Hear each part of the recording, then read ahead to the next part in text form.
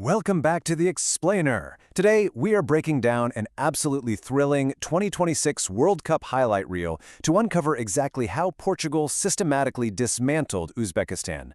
This wasn't just your standard football match, it was a literal masterclass. We're talking a perfect blend of seasoned legacy meeting sharp, modern tactical evolution. So let's get right to the pitch. Let's kick things off by asking the massive question that was literally on everyone's mind right before kickoff. Can a 41-year-old still dominate the World Cup stage? Cristiano Ronaldo has been under an intense microscope lately. Critics everywhere were wondering, does he still have the pace, the stamina, that killer finishing touch to compete at the absolute highest level in international football? Well, as this totally unforgettable line from the broadcast perfectly highlights, the answer was a resounding no. Did you ever really think that he was going to leave the stage quietly? Come on. You don't get to be a global football icon by just fading into the background. Out there on the pitch, he absolutely meant business. Section 1. Historic milestone for Ronaldo. 41. At 41 years old, most professional outfield players have, long since hung up their boots, or maybe moved into a coaching role, right? But here is Ronaldo. He's facing immense pressure on the sport's biggest stage, stepping onto the grass as a starting forward. Just take a second to think about the sheer physical conditioning and mental fortitude required to start a game of this magnitude at that age. It's wild. And the payoff for all that conditioning? 6! With his performance in this match, he just became the first man ever to score at 6 World Cups. Think about that for a second. 6 distinct tournaments spanning over 2 decades. It's a monumental achievement, and it instantly silenced all those critics who were questioning if he even belonged in the starting 11.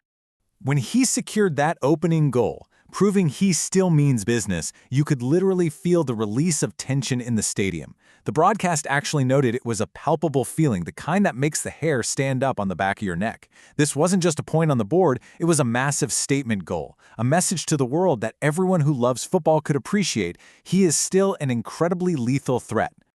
Let's move on to Section 2, Tactical Brilliance and Decoys. So a crucial point in this match is this incredibly clever set piece, a perfect multi-step decoy. Step 1. Ronaldo takes the spotlight, stepping up to a free kick right on the cusp of the penalty area. Naturally, the entire Uzbekistan defense, and honestly everyone watching around the world, focuses completely on him.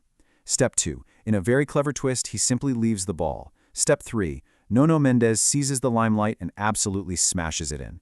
It was a brilliant manipulation of Ronaldo's own gravity on the pitch. We also saw some sheer creativity from set pieces elsewhere in the game. Take a look at this free kick.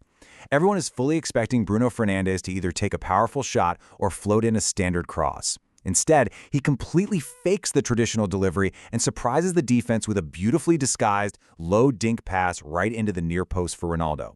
It was a brave, inventive routine that resulted in a brilliant save and, unfortunately, a nasty whack to Ronaldo's shin. But hey, it proved Portugal's attacking playbook was full of surprises.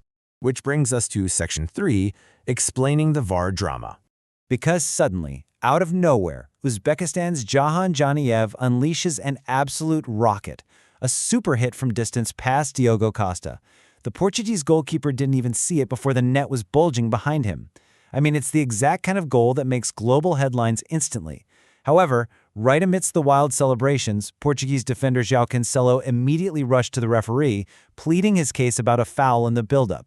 To understand why that spectacular goal was ultimately declined after a VAR review, we really have to look at this specific refereeing rule, the attacking phase of play, or APP. This is an absolutely vital concept in modern football. It basically means the officials don't just look at the shot itself, but the entire continuous sequence of play leading up to the goal. If there is a clear and obvious missed foul during this phase, the goal simply cannot stand. And that is exactly what happened here. Upon review, it was spotted that Uzbekistan's attacker number 22 committed a simple foul without even playing the ball during that crucial attacking phase. Because of that early infraction in the sequence, the rules dictate that the stunning strike unfortunately had to be wiped away. A massive, massive let-off for Portugal. With the momentum shifted, let's look at Section 4, Ronaldo's relentless drive. Looking at this breakdown, you can clearly see he definitely wasn't just resting on his laurels after scoring once. He was actively hunting for a hat-trick with real pace and intent. He makes a brilliant run off Fernandes' shoulder to score his second goal. Then, he attempts a highly ambitious looping effort over the keeper that tragically hits the post. And he's consistently making late, bursting runs into the box, eventually getting stopped by a defender. He was just relentless. Let's actually focus on that second goal for a quick second. A brilliant finish off a green grass run solidifies it. It was born out of a fantastic run into wide open space by Bruno Fernandes, who showed some seriously elite ball-carrying skills. Ronaldo peeled right off the defender's shoulder, found the space, and executed a masterful finish. It proved that despite his age, he still has plenty of pace in the tank and that killer instinct to punish literally any defensive lapse. But it wasn't a one-man show. Section 5, a complete team performance.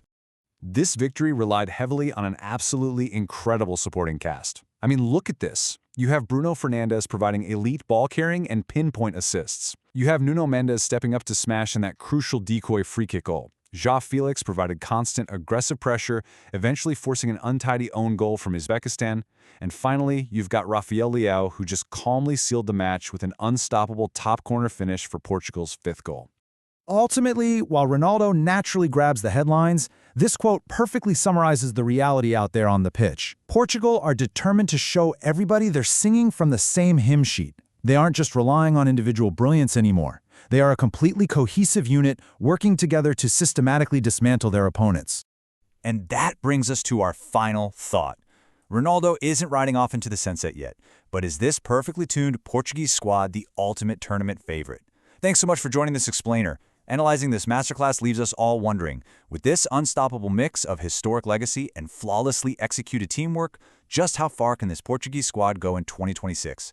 Are we looking at the team that takes home the trophy? Keep that in mind as the World Cup continues to unfold. See you next time.